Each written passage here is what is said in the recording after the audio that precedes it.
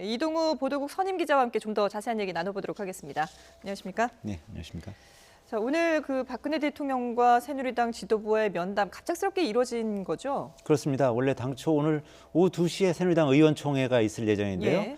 오후 한 1시 15분쯤에 그 청와대로부터 새누리당 지도부에 전화가 왔다는 겁니다. 오늘 청와대에서 좀 봤으면 좋겠다. 그래서 새누리당 의원총회를 2시 원래 예정돼 있던 걸 이제 지금 4시로 이제 연기를 하고 청와대에 가서 한 55분 동안 이제 회동을 했던 것이죠. 그래서 이제 그 자리에서 이제 가장 중요한 얘기는 어쨌든 청와대의 입장을 뭐 간접적으로 그 새누리당 지도부를 통해서 이제 전달하는 것인데, 이제 그 중에서 가장 중요한 내용은 4월 퇴진, 6월 그 대선과 관련해서 얼마 전에 이제 새누리당이 그런 당론을 정했다가 지금 이제 당론을 지금 바꿔가는 과정 아니겠습니까? 네. 그 당론을 수용하겠다는 입장을 이제 전달을 한 것이죠.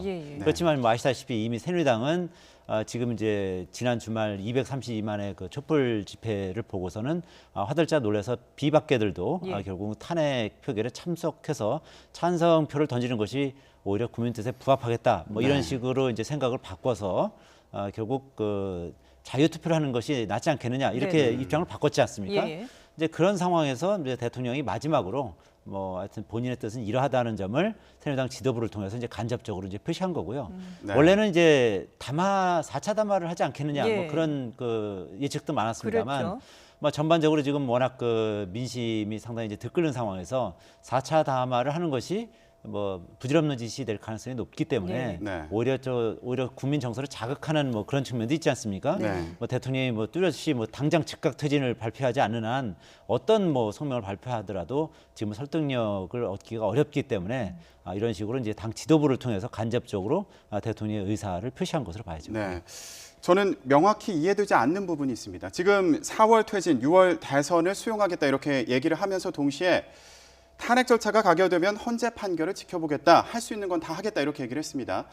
이 말인즉 지금 탄핵 절차 같은 경우에 물론 4월 전에 끝날 수도 있지만 여러 가지 변수가 있지 않습니까? 그러면 그 뒤에도 계속 진행이 될 수 있는 건데 그런 경우에는 4월 퇴진론이 사라지는 거 아닌가 이런 생각이 들기도 하거든요. 어떻게 보십니까? 일단 오늘 이 대통령과의 면담 과정 그 브리핑한 내용을 보면 그것을 보면 4월 퇴진, 6월 대선을 수용하겠다고는 했지만 분명히 얘기하기를 헌재 가서 다퉈볼 수 있는 부분을 다 한번 할 수 있는 최선을 다해보겠다는 얘기입니다. 그렇다면 어쨌든 대통령의 이제 각종 혐의와 관련해서 그 다퉈볼 소지나 있는 부분이 꽤 있거든요. 근데 그런 부분에 대해서는 법리적으로 한번 본인의 어떤 의견을 아주 치열하게 한번 표명해보겠다. 뭐 그런 의지 같아 보입니다. 그렇다면은 그런 연장선상에서 본다면 만약에 그때까지 헌재에서 탄핵과 관련한 그 뭐 인용을 할 것인지 기각을 할 것인지 결정이 안 된다면은 뭐 그 이유까지도 한번 다퉈보겠다. 그런 의지를 보인 것이라고 해석할 소지는 충분히 있는 것 같습니다.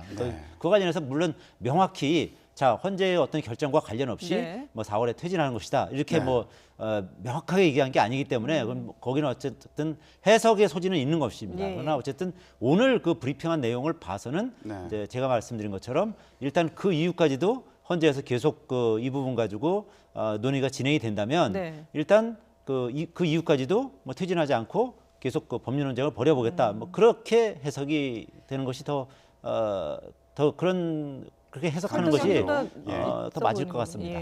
그런데 사실상 만약에 이제 9일 탄핵이 가결이 된다면은 박근혜 대통령은 사실상 직무 정지 상태가 되는 거지 않습니까? 그러면은 일단 뭐 법적으로 탄핵 그 헌법재판소에 대해서는 법리 다툼을 할 수 있다 하더라도 실질적으로 뭔가 대통령으로서 권한을 행사하기는 힘든 부분 아니겠습니까? 당연하죠. 모든 직무는 이제 정지가 되는 것입니다. 그리고 이제 현재 법대로라면 이제 황교안 총리가 대통령 권한 대행을 하는 거죠.